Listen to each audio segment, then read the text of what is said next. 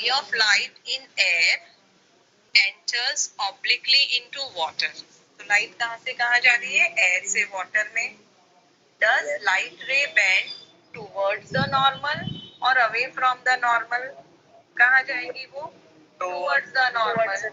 Because it is moving from rarer medium to a denser medium. Please solve this also in your notebook. It is on page number 176 textbook. Okay, next question is light enters from air to glass. कहाँ से कहाँ जा रही है? Air to glass. Air बोलो या vacuum बोलो, it is one and the same. Refractive index कितना है उसका? 1.5. So ये जो eta है, eta की वैल्यू कितनी है हमारी? 1.5. और eta इसको हम क्या बोलेंगे? This is eta of glass. Refractive index of glass is 1.5. तो आप इसको ऐसे नोट डाउन कर लेंगे. Refractive index of glass eta of G is equal to 1.5. G को आप सबस्क्रिप्ट में लिखेंगे. Okay. What is the speed of light in the glass? आपको find क्या करना है? आपको find करना है V. That is the speed of light in the glass. And what is given? The speed of light in vacuum is 3 into 10 raised to 8 meter per second. मतलब C is given. C is 3 into 10 raised to 8 meter per second.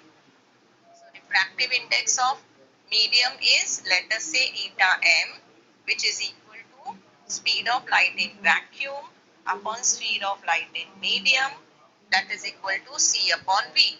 We have the values of eta m, C, and we have to find out V. तो हम क्या करेंगे? Cross multiplication करेंगे. V is equal to C upon eta G. So that is 3 into 10 raised to 8 divided by 1.5. बहुत simple सा calculation है children. 1.5 into 2 is 3. आप ऐसे याद रखो. आपके पास 1.5 रुपया है. 1.5 रुपया मिला के कितना बना? 3 रुपए बने. So just have to divide it by 2. So 1.5 twos is 3. So the answer is 2 into 10 raised to 8 meter per second. So what is the speed of light in glass? The speed of light in glass is 2 into 10 raised to 8 meter per second. Solve that in your notebook. I am not giving you a chance to copy. Please do it on your own. यहाँ पे देखिए अलग अलग medium दिए हुए हैं और वो अलग अलग मीडियम की ऑप्टिकल डेंसिटी बताई हुई है. मतलब मैंने आपको बताया ना, रिफ्रैक्टिव इंडेक्स हर एक मीडियम का अलग अलग होगा. तो यहाँ पे देखिए एयर को कंपेयर करो कनाडा बाल्सम से. कनाडा बाल्सम एक तरह का वुड होता है, सॉफ्ट वुड. उससे रॉकेट के मॉडल्स बनाए जाते हैं. तो देखो कनाडा बाल्सम का refractive index is more than air. Ice और एयर में किसका ज्यादा है? ऑब्वियसली आइस का ज्यादा है. वाटर और आइस में से वाटर का ज्यादा है. Then alcohol, like that. So many this are given. Refractive index of different medium are given. अब यहाँ पे क्वेश्चन पूछा है, find out from the table the medium having highest optical density. तो हाईएस्ट ऑप्टिकल डेंसिटी के लिए आप क्या करेंगे? आप इसमें से हाईएस्ट नंबर किसका है वो देखेंगे. 2.42 डायमंड. हाईएस्ट ऑप्टिकल डेंसिटी है डायमंड की. और लोवेस्ट नंबर किसका है? Lowest is I think 1.0003. So lowest is air. Okay. Now, yeah. Any other question is there? No, it is not there. But let us read what is given here. Optical density is directly related to the refractive index. मतलब refractive index कम होगा तो optical density भी कम होगी. अगर refractive index ज्यादा होगा तो optical density भी ज्यादा होगी. One more question.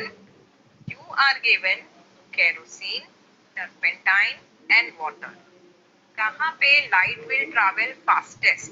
मैंने आपको बताया था ना, जहाँ बिल्कुल ट्रैफिक नहीं है वहाँ पे आप गाड़ी एकदम फास्ट चला सकते हो. तो जिसका रिफ्रैक्टिव इंडेक्स इज लोवेस्ट वहाँ पे लाइट कैन ट्रैवल फास्टेस्ट। तो रिलेशन क्या है देखो यहाँ पे, ये तो सब मैथमेटिकली ये लोगों ने डिराइव करके दिया है, पर आप लॉजिकली भी बता सकते हो कि जिसका रिफ्रैक्टिव इंडेक्स सबसे कम है, लाइट सबसे ज्यादा फास्ट वही ट्रैवल करेगी।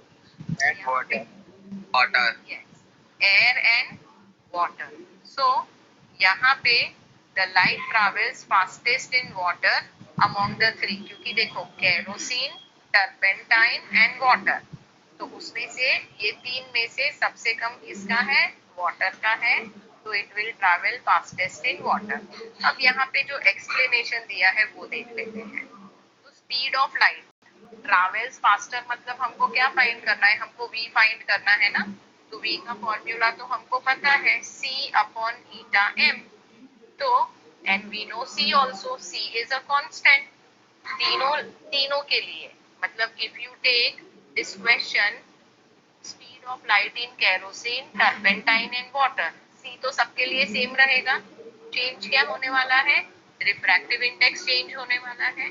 सो I can say velocity of light is directly proportional to 1 upon refractive index। अब जितना ज्यादा ये नंबर बड़ा होता जाएगा, ईटा m की वैल्यू जितनी बड़ी होगी उतनी ही वेलोसिटी कम होगी, और ईटा m की वैल्यू जितनी छोटी होगी उतना वेलोसिटी बड़ा होता जाएगा। जो चीज हमने अभी लॉजिकली फाइंड की, वही सेम चीज हमने मैथमेटिकली भी डिराइव की। तो अगर आपको एमसीक्यूज में पूछा है, आप क्या देखेंगे, refractive index. I think we will have to end the lecture here. There is one. Can I take one small question? Please cooperate and let me complete this. Refractive index of diamond is 2.42. What is the meaning of this statement? अब इसका मतलब क्या हुआ, देखो वो जो refractive index है वो किसको अफेक्ट करने वाला है, स्पीड ऑफ लाइट को अफेक्ट करने वाला है। तो इसका मतलब ये हुआ कि ईटा m is equal to c upon v। c is speed of light in air, v is speed of light in medium, तो c तो सेम रहने वाला है। डायमंड का रिफ्रैक्टिव इंडेक्स है 2.42, तो इसका मतलब ये हुआ कि जब भी लाइट लाइट एयर से डायमंड में जाएगी वो कितनी स्लो हो जाएगी, it will reduce by a factor of 2.42। I repeat that suppose light air में travel कर रही है with the speed of 3 into 10 raised to 8 meter per second. When it travels diamond, the speed will reduce. Reduce how much? Reduce by the factor of 2.42. Why? Because the refractive index of diamond is 2.42. Please stop the recording.